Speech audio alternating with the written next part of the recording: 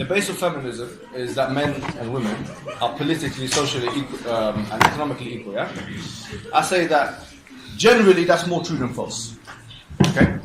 I personally say, yeah, that's okay. Why? How can I prove that Islamically? Rasulullah sallallahu alayhi wa sallam said in the hadith from Aisha radhiallahu anha, النساء شقائق الرجال, that men are equal to women. Hey, who's going to reject the hadith of Rasulullah sallallahu alayhi wa sallam? And this hadith is actually sahih and it's also generic. So it's generally true that men are more and women are equal, socially, politically, economically. Yeah? Okay. Everyone believes in exceptions. Feminists believe in exceptions and Muslims believe in exceptions. Yeah? I say that from my perspective as a Muslim, the exceptions I believe in are those which are stipulated in the Quran and Sunnah. The ones that kind of come up all the time in the controversial discussions. Hijab being one of them, yeah, for example. Yeah? Another major exception which I believe is very difficult for feminists to swallow is the role between husband and wife. Okay? The role between husband and wife. I made a video about this before, but let me talk about this here. Yeah? Islam regards mothers as more important than fathers. Point one. 3 times more important than fathers. So if you were to ask me, who is more important, the man or the woman, in the context of parental responsibility, I would have to say, from an Islamic perspective, the woman is more important. In fact, whenever Allah subhanahu wa ta'ala, when He mentions the walidain in the Quran, He mentions them with that phraseology, walidain, except for 2 or 3 different verses. Walidain means those who gave birth to you. So it could talk about more specifically the mother than your father. وَبِالْوَالِدَيْنِ إِحْسَانًا, yeah? So saying, with both of your parents, be good to both of your parents. But it's emphasizing the mother more than the father. So if the mother is more important than a man, in the context of a familial relationship, like in the family, and we have equal rights, that would mean that mothers are more overall, generally more important than men. Why? Because if you think about, if husband and wife are 50-50, and mother and father, then the woman's 75 and the man's 25, then if you add up the aggregate, then you'd have more for the woman than you would have for the man. In which case, we would say that wouldn't be equality, would it? Right? So in order for there to be equality, Allah subhanahu wa ta'ala has allowed for certain rules, certain things to be given to men, that not to be given to women. In the context of husband-wife relationship, one of those things is qawama. Qawama, الرجال قوامون على النساء, men are maintainers and protectors of women. This qawama entails one specific thing. If there is gridlock between the man and the woman in a relationship, a husband and wife, and there is no way of finding a resolution, then, and also the man doesn't transgress the woman's rights, her fundamental rights, Islamic rights, and he doesn't tell her to do something which is anti-Islamic, then it's the man's opinion which goes. Now this, I believe, if you believe in this, which is actually something you must believe in as a Muslim, and there's lots of ahadith that basically put this to practice. So many that it becomes kufr akbar if you disbelieve it. You become a disbeliever if you disbelieve this particular tenet. If you believe in that, you've kind of come out of feminism. Because feminism also dictates an equality in the domestic relationships between husband and wife. We say no, there is no equality there. Why? Because the mother has more superiority than the father, and the husband has more superiority than the wife. And if people don't accept that, then they have rejected Islam. So from that angle, it's easy for someone. So this is a really important point, yeah? I believe that you cannot be faithful to both traditions. If you understand the traditions properly, you can't be faithful to the Islamic tradition whilst at the same time being faithful to feminism. For that reason. But generally though, I would say there's like a Venn diagram. It's not black and white, and there's lots of overlap in between. So where there's parts of overlap is the equality. Generally speaking, the hukum in things like law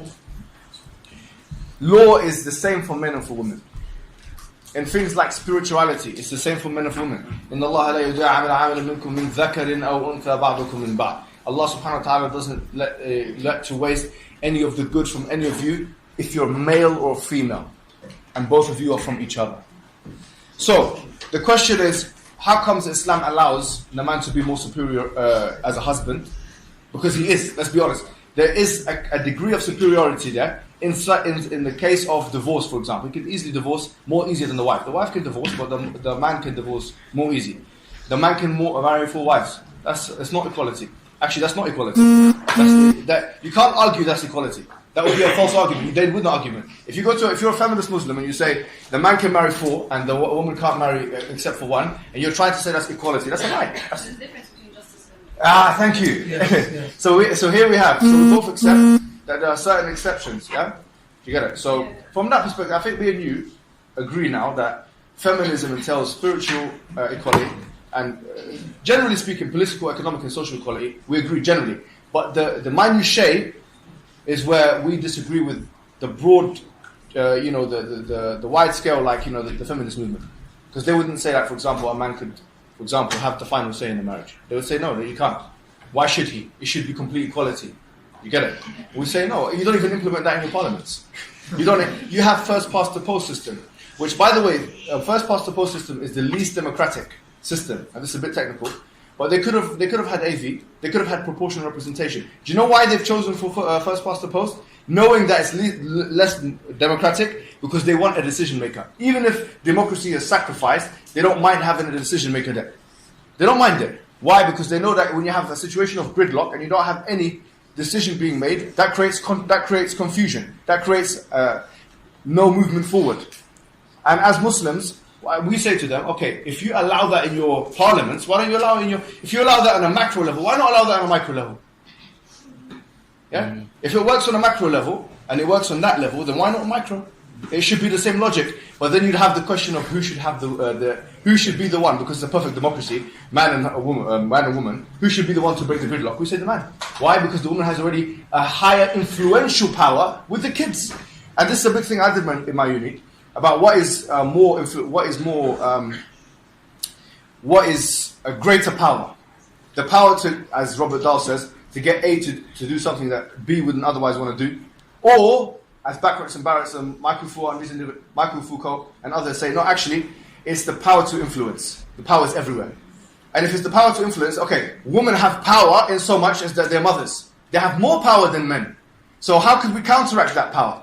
We have to counteract it by putting something in the law. Because if you don't, you're going to have transgressions of power. You're going to have women getting kids to turn against their fathers because they have more control over them, and the father can't do anything to counteract that. You don't even have that in the American Constitution. You have checks and balances in the American Constitution, such that the executive branch checks the executive branch, checks the legislature, and they all check each other. Now, if you eradicate that, and you say, no, the woman and man should have the same decision-making capability in all cases, then what you're doing is you're eradicating the checks and balances that should exist in order for a functional system to take place. So from that angle, we say we have the solution. This is their problem, and they don't have the solution. Look at just go home today and look at the divorce rates from 1960 to 2017 today. You'll realize that the divorce is going up and up and up. Why? Because disagreements happen within marriages. It's one of the main regions sociologists talk about, and they don't have any solution. How do you resolve? I want this, I want that. How are you going to resolve it? We say, let the man finish it off. Just as we would say, for example, the kids, they have a decision to make. Who should I be better to? Who should I give more time and energy to? Mother or father? Let them have an affinity to the mother.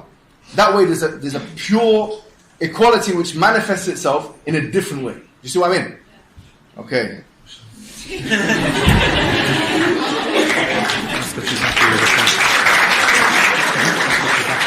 Are you happy? He's asking me. Are you happy? Okay. He's on the same page anyway. We're on the same page. Alhamdulillah. Yeah. And any questions out loud? Yes or no?